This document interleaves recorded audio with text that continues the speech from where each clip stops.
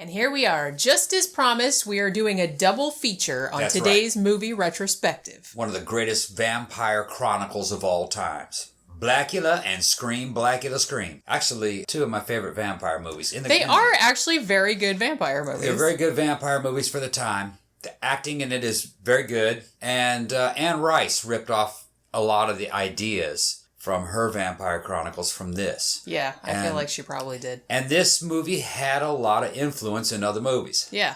I'll get into that in a bit.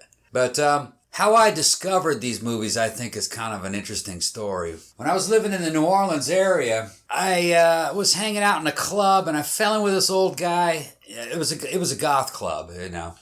But I fell in with this old guy who kind of had an appreciation for the goth subculture, even though he was a old retired New Orleans pimp by the name of Larry. Okay, Larry the Pimp. Yeah, Larry the Pimp. I don't know what his street name or what his pimp name was. He left the pimp game behind him. He got too old for it. Now, eventually, he ran afoul in terms of money and got desperate and became a bank robber and got caught. Which that's another story. So Larry the bank robber. Yeah, he ended up being Larry the bank robber, but prison was his retirement plan. He didn't have, anything really to look forward to, so he went out with a bang. I mean, he was in his 60s. Yeah, you can't blame the guy. Yeah. So, heard about these from Larry the Pimp, and when he first started telling me, the dude was cool too, He'd loan me all these books, like Iceberg Slim. They were like... Yeah. Yeah, Iceberg Slim. He loaned me like 4 of them. One of them was like pimp, and that was part of my pimp training. Although... That was part of my pimp training. Well, he took me under his wing a little bit, because he liked how I dressed, and he said, goths are kind of, you kind of remind me of a pimp. We're kind of like, like the nefarious dark pimps. Yeah, and it was like a subculture. Like 70s pimps, not so much. And it was a subculture, he appreciated that. And at the time I was wearing, the high Doc Martens, the PVC pants, and the, 1800s style jackets. Yeah, like frock coats and things. So, yeah, the frock coats. And so, that a pimp can appreciate that. There's an aspect of dandyism. Exactly. And, that's the way the New Orleans pimp was. Right. All the pimps from his era were like that. And, he told me that, a man had to keep his pimp ham holstered. Your pimp hand, you had to keep it holstered, but every now and then, and my pimp hand is 45 caliber. Look at it. I'm looking at it right now, you guys. You can't gnarled see it. And twisted pimp hand as I rotate it. Anyway. All right. His pimp hand in 3 dimensions. Pimp hand. Anyway. Larry told me about these, and when I first heard about them, just because of the title, I was like, man, these things gotta suck. I kind of feel like that's a common misperception. I immediately thought of like some blaxploitation movies. When I eventually was able to rent them and see them, I was pleasantly surprised. They were actually pretty good. I was too, actually. They were pretty good. They good stories, had good characters. The title, Blacula, it's an incendiary title.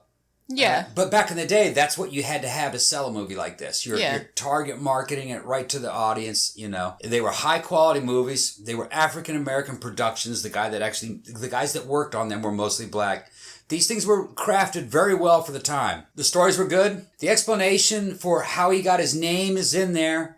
The costumes are fantastic. And the casting was good. Pam Grier. A lot of she was in the sequel. Yeah, it's William Marshall, and William Marshall. If you guys don't know who William Marshall is, if you ever watched old Star Trek, he was the Dr. Daystrom. The M5 computer. Yeah. He's that guy. And the guy has a fantastic voice. Or, children of the 80s will recognize him as the king of cartoons from Pee-wee's Playhouse. Oh, okay. Yeah. Yeah, I didn't know that. It's sad because I feel like William Marshall, he was an actor, he was a director, he did a lot of theater work. Yeah. He was in a lot of TV shows. I think he was in I want to say he was in a Twilight Zone episode or an Outer Zone or something like that. He did some TV work and he did a few movies, but I feel like he didn't get as much work as he probably should have.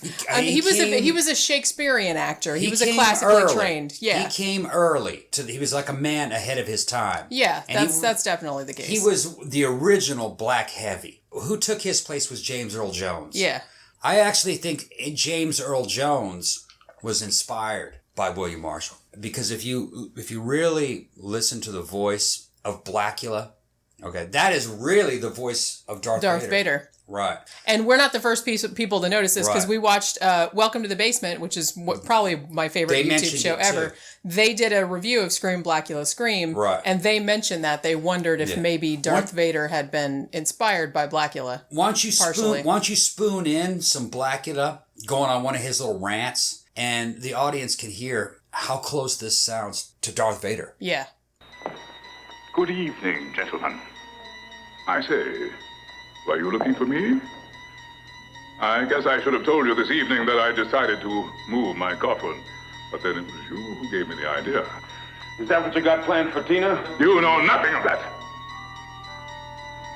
Tina's life means more to me than my own. Does it? I could dispense with you now, Doctor. But I have a rather urgent appointment elsewhere. It's a lot like Darth Vader, isn't it? Yeah. And when you think about it, the character of Darth Vader was a freed slave who was in all black. And he had William Marshall or Blacula's voice coming out of it. And in a way, Vader was a vampire. And he was a Frankenstein.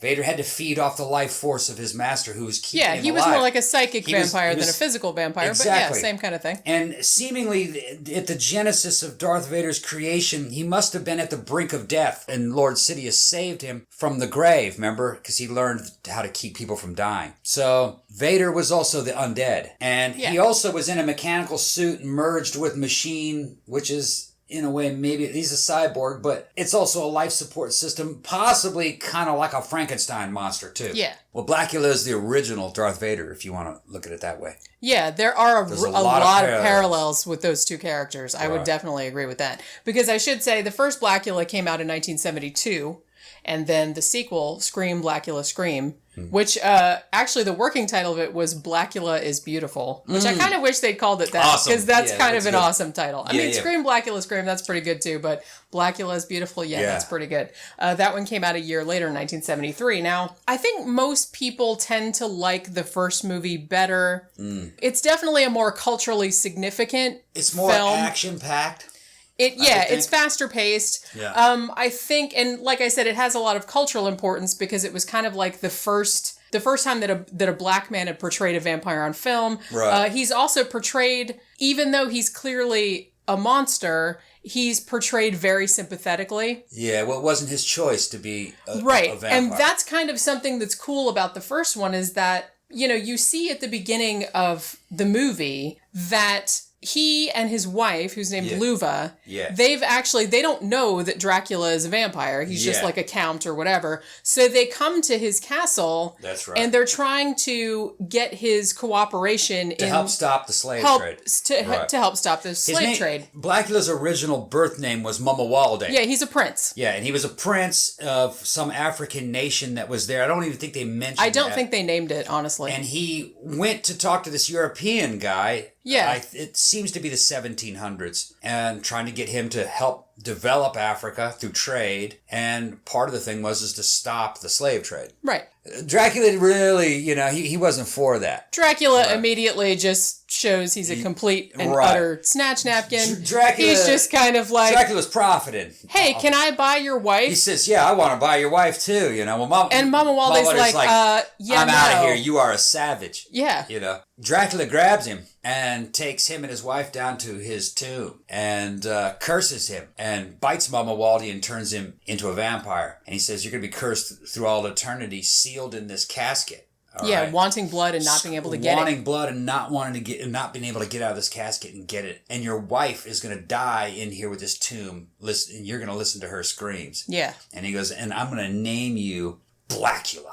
So it was not Mamawalde's choice to become a vampire. He was forced into it. He was given that name. Right. And that was his vampire name. As a pimp has a pimp name, a vampire's got to have a vampire name. His was Blacula. Yeah. It was forced on him. But throughout this, as the movies continues over the course of the two movies, when he gets mad, he kind of embraces that character that was forced on him. Yeah, more so in the second movie, More so I feel in the like. second one, right. Because in the first one, he still kind of feels like, he was supposed to be sealed in the tomb forever, but then it happens that in 1972, there are two... it was Castle Dracula. Castle Dracula. There are two antique dealers who are like the biggest gay stereotypes ever. Yeah. Poor guys. It's like a biracial bromance. These two gay guys. Like, which is a white cool. one and a black one. That's cool that they showed it on TV, but they were just like so... And they're also both really stereotypical for being white and very stereotypical for being black and very stereotypical for being gay. But you know what? It was funny.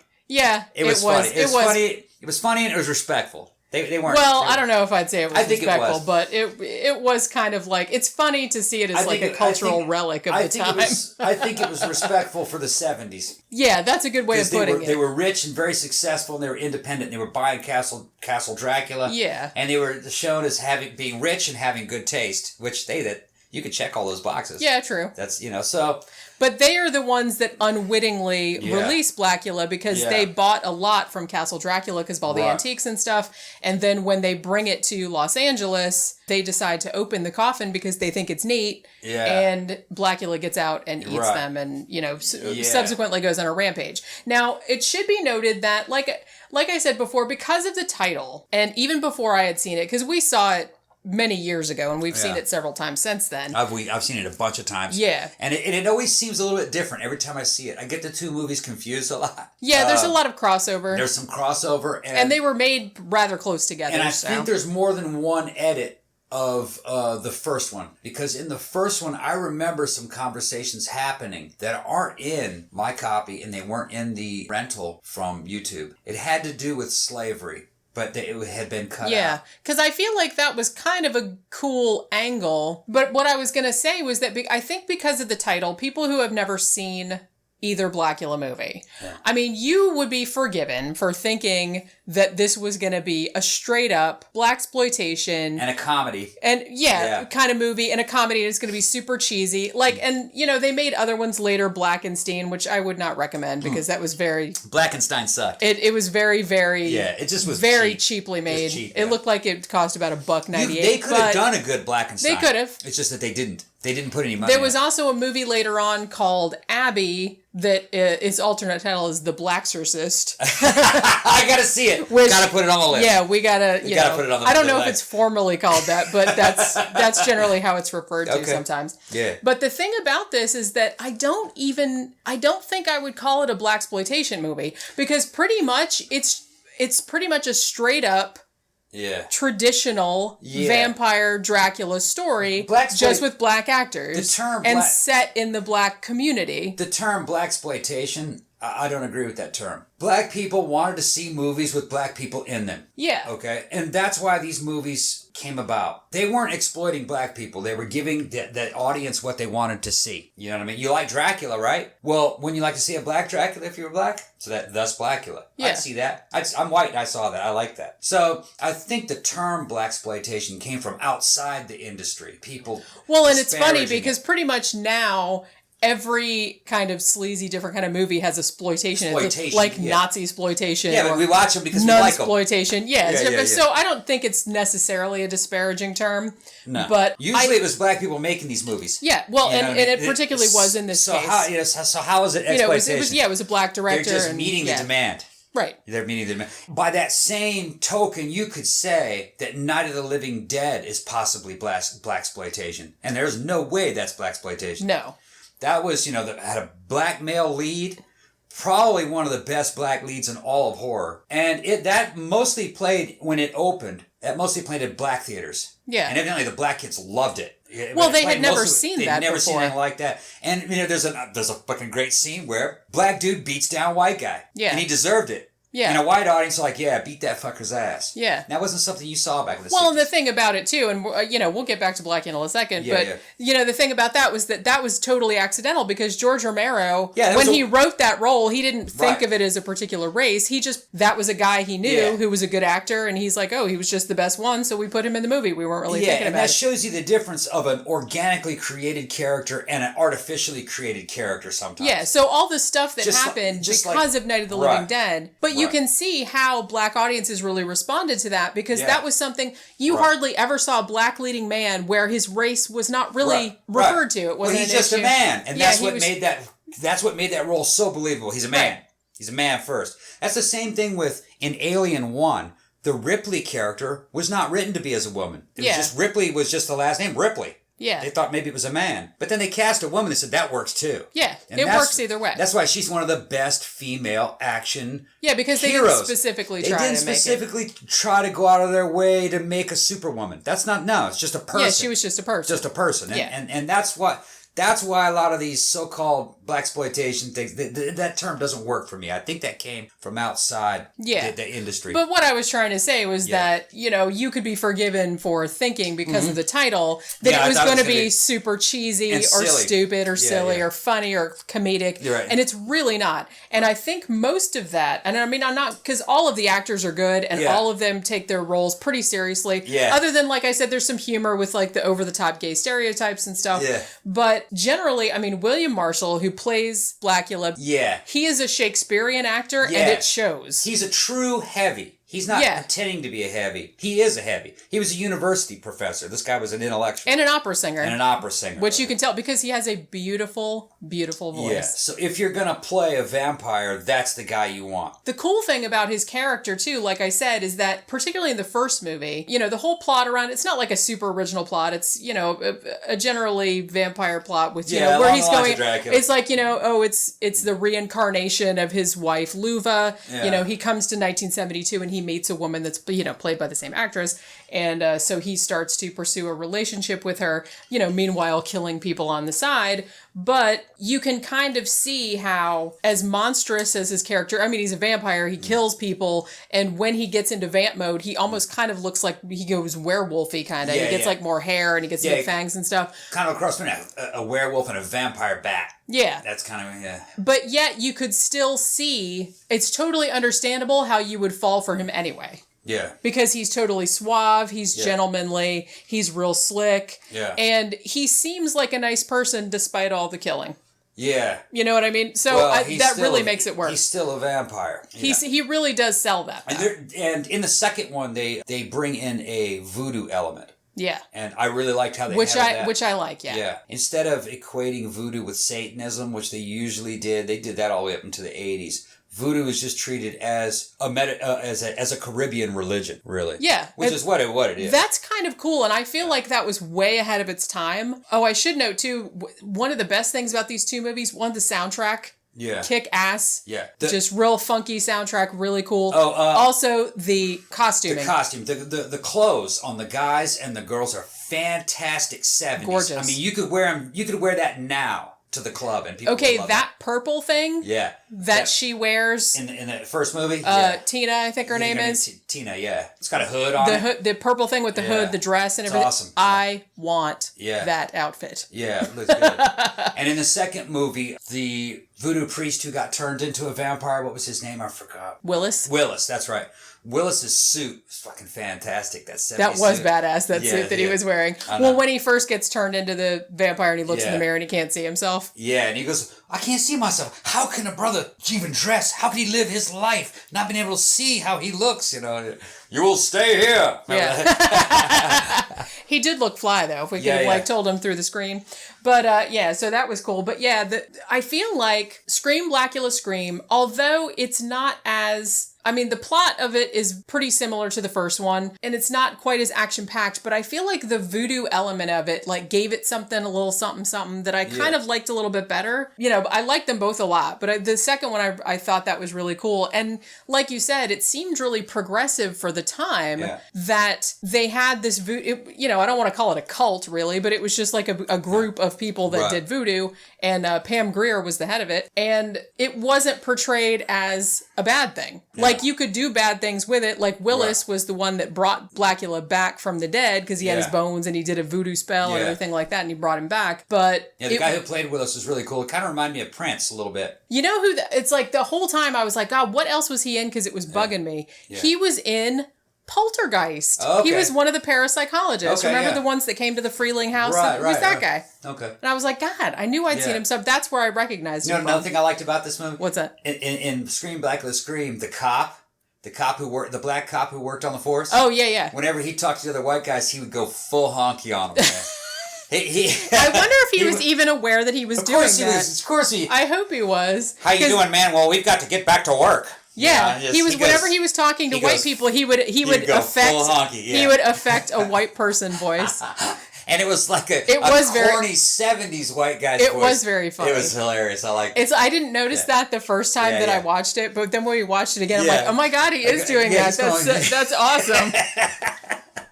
That's awesome. Funny. Well, he's probably getting back at like all the times that like these stupid, painfully white people have tried to be like, "Hey, soul brother," and like trying to give him a fist bump or some shit. And he's just like, "Yeah, I'm just gonna talk like a stereotypical white person. How do you like it?" That was pretty cool. It was very funny. I can work in both worlds. You know. I speak their language, man. He was kind of. Excuse me, stewardess. I speak honky. Right. Oh, that was nice. You flipped that right. Yeah, I know what you're talking about. You just flipped that right around. Airplane. Yeah. But yeah, I like that. So I thought it was cool that they just portrayed Voodoo as something that was, and the guy that was the cop, or actually he was a former cop, he was the hero, and also Pam Grier was kind of the hero, and she was a voodoo priestess. Yeah, and all the actresses are good. All the actors and all the actresses are good. There aren't any bad actresses. Oh, no. Everybody's good in this. And you know what, the cast, the main parts of the cast, they're all hot. They're all good looking. Yeah. Male or female, white or black. I mean, Pam Grier, obviously. Bunch of good-looking black women. Vanetta McGee, who plays white women. Tina and Luva in the first one. Holy cow. She is like supernaturally beautiful. And they had the 70s fashion perfect for the movie with the totally round afros and stuff. Yeah. It looked fucking awesome. Yeah, and I really like all the sets were beautiful. Like everything was really nicely done. Although the sets were better in the second one. And that's the way it was filmed. The second one is a higher quality movie. Yeah. Not quite as action-packed, but I like them both. But yeah, it's different. Like, you know, it does move a little bit more slowly than the first one. I will concede that. And I will attest that these movies are very good if you're drinking, because you can just kind of get lost in the scenery and them talking. And Blacula is a very magnetic character. And definitely. When he's talking, you just kind of zone out a little bit. You know, kind of like in the way when you're a little kid, you zone out when Mr. Rogers would talk to you. Yeah. I noticed myself kind of going sideways a little bit. I noticed that. I noticed you doing that. Yeah, too. kind of because he's relaxing or something. I don't know what it is. He would have been a really good hypnotist. Yeah. Well, that's why he was really good at playing Dracula, because when he talked, he has this beautiful, like, sonorous voice. Yeah. And he always sounds authoritative. Right. But, it's very smooth. It's very musical. Yeah. Now, he's kind of very much like an African analogy to Vlad Tepes. Or the Dracula from Romania. He's all into African culture, not so much into African American culture. Remember, he went and killed those pimps in the ghetto, second one. In the ghetto, you know, he wasn't down with any kind of ghetto stuff. Remember that? He went after those pimps, saying that they were just doing nothing but enslaving your sister. He said enslaving your sister. There's a through line of slavery through both of the movies. Yeah, you're enslaving your sisters and you're impersonating your old masters. Right. That's just. But then the cool thing, and I was telling you this the other day, the ironic thing about the Blacula movies, though, is that as against slavery as Blacula was. I mean, he became Blacula simply because he went to Dracula's castle to try to get his help in stopping it. But that was part of his curse. That was the curse that Dracula, the white man, put on him. Right. He was cursed to make slaves out of people, because when he bit you, you became a vampire. Right. And he basically told you, he says, you're my slaves. That's what he told him. And particularly the character of Willis in the second movie, who is sort of like, he's a vampire, he makes him a vampire, but he seems like he has a little bit more on the ball than the other ones. Like, the other ones just seem kind of like monsters or zombies, but Willis still seemed like a human, more or less. Now, he was like a Renfield sort of character. Now, there's a missing scene. I remember it well because when I saw it, I said, oh, this is where Anne Rice got this angle from doing this and that. And I believe it was I don't remember if it was the first one or the second one, but it's not in either Blu-rays. There was a scene where Blacula tells one of his newly made vampires says, what are you going to do? You're going to go out to the club and mingle with mortals. They will find out where you live. They will find out what you are, find out where you live, and you'll lead them back here and they'll kill us all. And that was part of it. And then the other thing that he said was, then there was something along the lines where after he told him that, he said, you can't be free. I've made you. You belong to me. You are my slaves. And that's what he told him. Well, he said there was some of that when he was talking to Willis, when Willis comes down and is looking in the mirror and he can't see himself. I think there was a little bit of a speech there where he was telling him, you can't go anywhere. You think you're just going to go out. It must have been the first movie that scene came from. It might have, yeah. Because he was talking to a group of them, and after he said that, they all went like, oh man, we're slaves, So it wasn't cool to be a vampire. If you became a vampire, the head vampire was your master, and you weren't free. I said, that was kind of like the irony or more of the curse of what Dracula put on. Blacula became a slave master. Basically. It made him into what he despised. Right. So in a way, it made him more of a tragic character. Right. Like you said, in the second movie, he kind of embraced that a little bit more. He starts going, because I am Blacula. Remember, he starts killing all the cops. Although it should be noted, he did kill some cops, but he killed a lot of cops. He did, yeah. Because his whole quest in the second movie was that, since he'd been brought back to life unwittingly by voodoo magic, he was trying to befriend Lisa, Pam Grier's character, who was a voodoo priestess. He thought that she would be able to take off the curse so that he could die. Right. So that's what he was spending the movie doing. So it's not necessarily that he embraced the role. He seemed like he did, but he still didn't. He still wanted to end it. Yeah, he was. I think that's where Anne Rice got a lot of the stuff in Anne Rice's Vampire Chronicles about walking off into the sun, vampires dying of their own hand. And just like, remember how Louis didn't want to be a vampire and kind of wanted to end it? I think that's where Anne Rice got those elements of vampirism. I think she got those ideas from these two movies. Because there's no other vampire movies that have those not really, elements of not wanting, of being a vampire, not really wanting to be a vampire. Not that I can remember. That came later. I think it came from this. Yeah, because I don't really remember Dracula being... No. I mean, that was more a Frankenstein thing. Yeah. We're Frankenstein's monster. Dracula was all about being a vampire. He didn't seem to mind. Yeah, he was just like, that's how he was going to get his harem. Yeah, that's pretty kick-ass. Yeah, but Blacula, even though he didn't, from scene to scene, he didn't seem to mind it, but there was just kind of this underlying thing the whole time where he's just really trying to figure out a way to get out. Because, I don't want to give away the end of the first movie. This movie isn't well known enough to give a lot away. Yeah, but, he's definitely, it's definitely something that he's trying to get out from underneath. Yeah. Despite how okay with it he appears. Yeah. Now, I think this is a pretty good teaser if you haven't seen the movies. I rate them pretty well. Don't expect the special effects to be impressive. Particularly the makeup on the vampires that he makes are really not all that good. And it's also, by today's standards, not scary. Vampires are not scary to me. They're cool. I like the movies, but they're not scary. I don't think I've ever seen a scary vampire movie. No, they're from the Victorian era, and those people would just faint over the littlest things, They'd swoon. That was just the corsetry, I think. Yeah, probably. They couldn't breathe. Yeah. But no, it's not scary, but it is cool. It has a couple of kind of creepy set pieces. I feel like, that one scene where he's kind of coming down the hall, like drifting down the hall. That's kind of scary. And that one vampire that comes up off the slab and kind of runs down the hall in slow motion. That's pretty creepy, that visual. What I thought was cool was just how all the different kind of cultures clashed or interacted. White, black, vampire, mortal, cop, civilian, cop, criminal. There's a bunch of different elements. Yeah. You know what I mean? A bunch of different kinds of people interacting with one another. Yeah, it was definitely a cool movie. Yeah, it's of its time. Yeah. But in a way, I think it was also ahead of its time. Yeah, and you can still learn from it by watching it today. So little story nuances, and there's just, Yeah. And just the fashion. The fashion looked really cool. And like I said, William Marshall really kind of elevated the movie. He was just such a great actor and such a great voice. You can go get both movies on one Blu-ray for about $10 delivered, off of eBay. And, you sit back and watch a double feature and drink some tequila or something, and just have a good time watching them. That's what we did. That's what we did.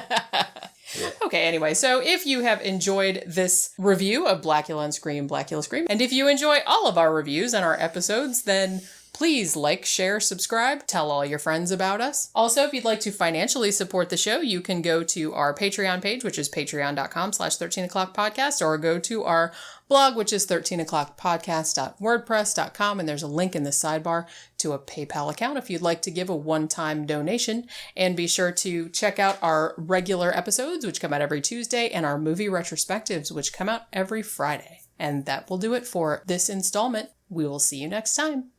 Bye. The name is Blacula! Keep that pimp hand holstered.